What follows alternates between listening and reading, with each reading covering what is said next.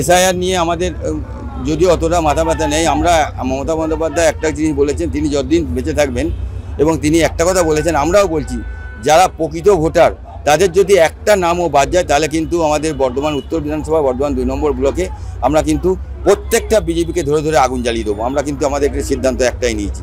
এটা কিন্তু আমরা কিন্তু পরিষ্কার বলতে চাই একটা কথা, যেটা হচ্ছে গিয়ে বিজেপি যেভাবে বাংলাকে কলুষিত করার চেষ্টা করছে এবং বাংলার যে এই এই এই এসআইআর নিয়ে যেভাবে তারা বদনাম করার একটা চেষ্টা করছে, এসআইআর করে ভোটাধিকার তাদের কেড়ে নেবার চক্রান্ত করছে, আমি প্রত্যেককে বলবো যে আপনারা সজাগ থাকুন, সজাগ দৃষ্টি রাখুন, এবং আমাদের কাজ আমরা করব, এবং এসআইআর জায়গায় হবে।